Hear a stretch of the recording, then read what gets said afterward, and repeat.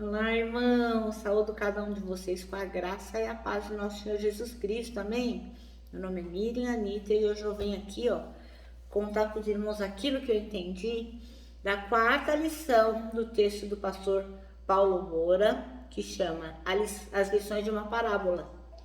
Esse texto foi escrito por Manancial, que é um devocional diário produzido pela União Feminina Missionária Batista do Brasil, que oferece meditações baseadas na Bíblia, que é a palavra de Deus. Bem, eu já disse que eu vou contar o que entendi, mas eu quero relembrá-los que nesta quarta parte nós vamos ler o texto bíblico na versão da nova tradução da linguagem de hoje. Então, a primeira parte nós lemos na versão transformadora, a segunda lemos na versão A Mensagem, a terceira nós lemos na João Ferreira de Almeida, revista e atualizada. E agora nós vamos ler na nova tradução na linguagem de hoje. Essa tradução foi feita especialmente para evangelização, para que fique mais fácil das pessoas entenderem o que a palavra está dizendo. Então você pode ler aí, fazer sua leitura na sua tradução e eu vou fazer nesta aqui, tá bom? Então antes de iniciarmos, vamos pedir ao Senhor que nos ensine esta quarta lição desta parábola tão importante. Senhor Jesus, que nós possamos compreender aquilo que Tu queres que nós entendamos, que nós possamos viver aquilo que a gente recebe de Ti, né? Que não sejam só palavras que entram no nosso ouvido e depois elas perdem todo sentido, que realmente essas palavras possam reverberar no nosso coração e ecoar daqui para a eternidade, de forma que a gente viva tudo aquilo que o Senhor tem para nós vivermos. Em Teu nome, Jesus, que oramos. Amém. Bom, irmãos, então vamos lá, as lições de uma parábola. Nossa porção bíblica está em Lucas 15, versículos 11 a 32. E diz assim, a parábola do filho perdido. E Jesus disse ainda, um homem tinha 2 filhos. Certo dia o mais moço disse ao pai, pai, quero que o senhor me dê agora a minha parte da herança. E o pai repartiu os bens entre os 2.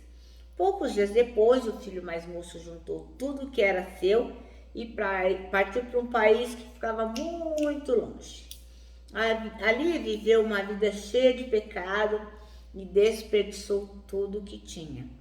O rapaz havia gastado tudo, quando houve uma grande fome naquele país e ele começou a passar necessidade.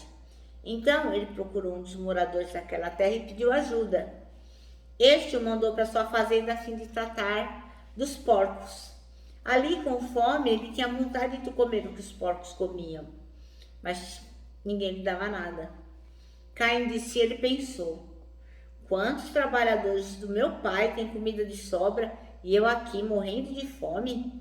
Vou voltar para casa do meu pai e dizer, pai, eu pequei contra Deus e contra o Senhor, eu não mereço ser chamado de seu filho. Me aceite como um dos seus trabalhadores. Então saiu dali e voltou para a casa do pai.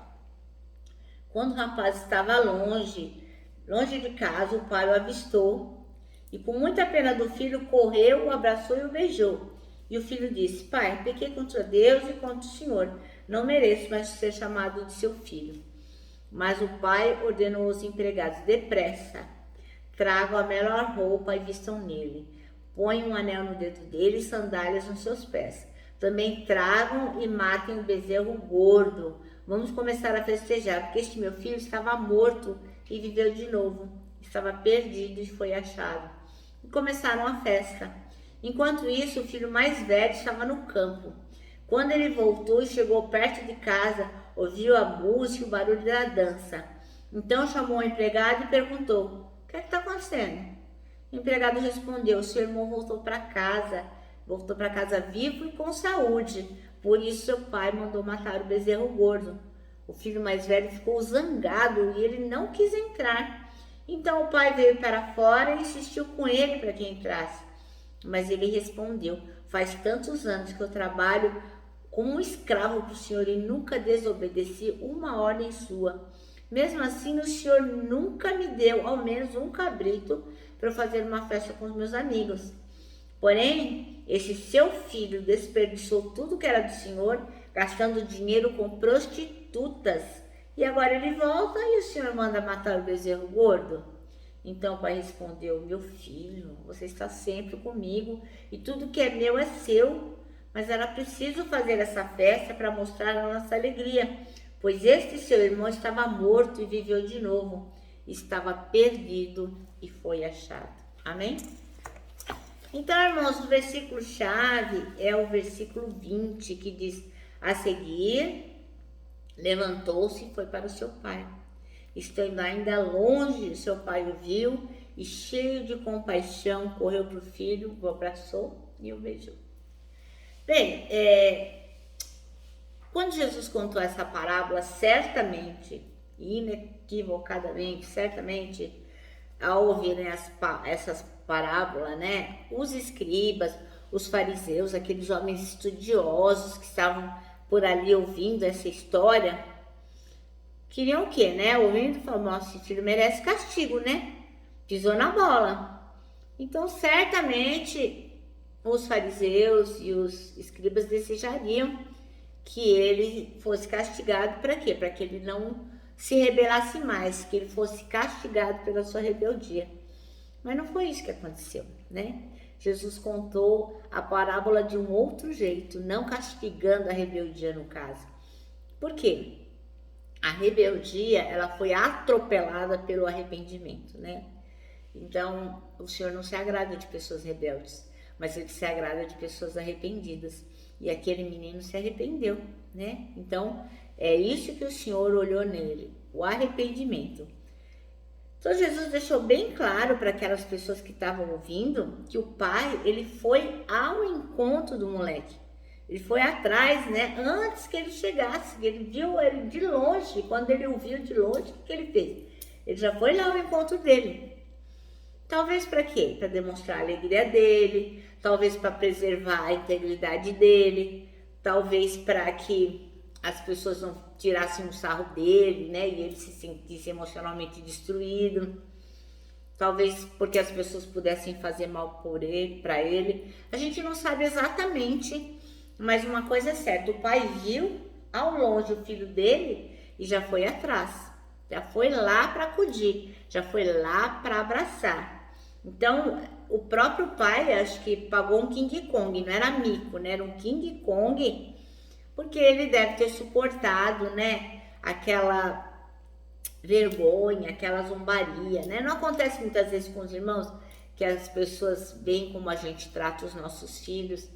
E as pessoas falam assim: ah, se fosse meu filho, queria ver se fosse meu filho. Não é comum isso acontecer? Não é comum a gente ouvir e às vezes não é comum a gente falar? Então pode ser que muitas pessoas criticaram aquele pai que foi ao encontro do filho que estava voltando, né? Porque afinal de contas, como que pode? O menino vai, gasta tudo, fica lá com a prostituta, come do bem do melhor, todo mundo aqui ralando, ele foi ser feliz e agora volta e o pai vai e abraça. Ah, me poupe, né? Talvez tenha sido este o pensamento geral. Mas o que acontece? Nessa história maravilhosa, a gente vê retratado neste pai, quem? Jesus Cristo, né? Jesus Cristo é retratado nesse pai, que foi humilhado, suportou a cruz e fez tudo para quê? Para salvar a gente, foi atrás de nós, que a gente, tava por aí, sem querer saber de Deus, fazendo as coisas tudo errado, mas quando a gente se arrepende e volta, ele vê a gente de longe e já abraça, né? Então, como tem lá, tá lá em Filipenses 2, de 5 a 11, diz assim, tenham a mesma atitude demonstrada por Cristo Jesus. Embora sendo Deus, não considerou que ser igual a Deus fosse algo a que devesse se apegar. Em vez disso, esvaziou-se a si mesmo, assumiu a posição de escravo e nasceu como ser humano. Quando veio em forma humana, humilhou-se e foi obediente até a morte, e morte de cruz. Por isso, Deus o elevou ao lugar da mais alta honra. Ele deu um nome que está acima de todos os nomes, para que o nome de Jesus todo joelho se dobre nos céus, na terra e debaixo da terra, e toda a língua declare que Jesus Cristo é Senhor, para a glória de Deus Pai. Então, este é o retrato do filho, do pai do filho pródigo, né? Quando Jesus conta essa parábola, ele fala assim, olha só, que grande amor, né? Ele está fazendo uma ilustração. Então, o pai representa, nos dias de hoje, aqueles que procuram dar um beijo, um abraço, aquelas pessoas que são misericordiosas, que perdoam, que não impõem uma condição, né, para que aquilo seja superado. É uma pessoa justa, misericordiosa, uma pessoa pacificadora, que é uma pessoa que tem a voz da razão, o equilíbrio, aqueles que promovem a celebração e que se transformam na própria materialização da fé e da devoção. É isso também que representa este pai, né?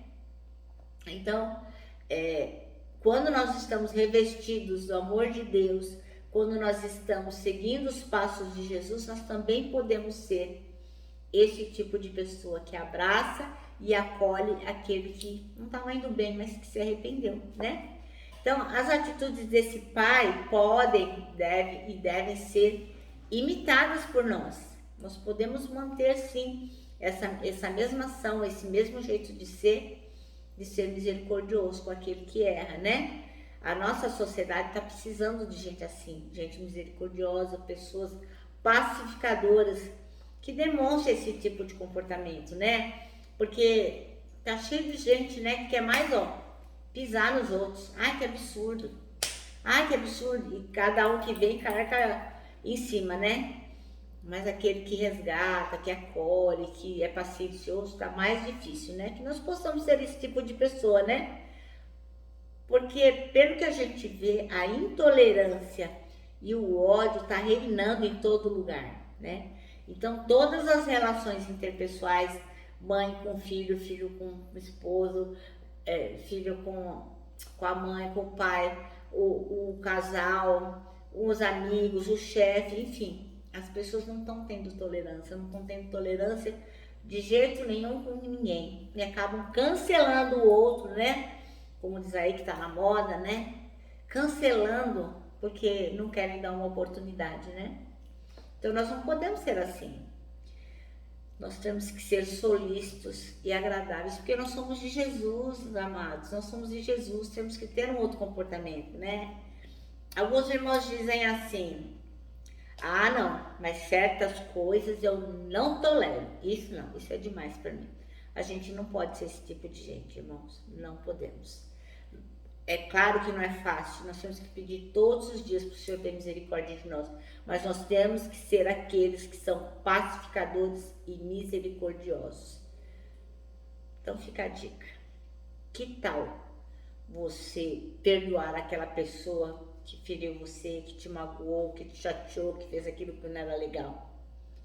Que tal promover uma festa em família para esse tipo de pessoa? Então, como está lá em Romanos 12, 18. Romanos 12, 18 diz assim, no que depender de vocês, vivam em paz com todos.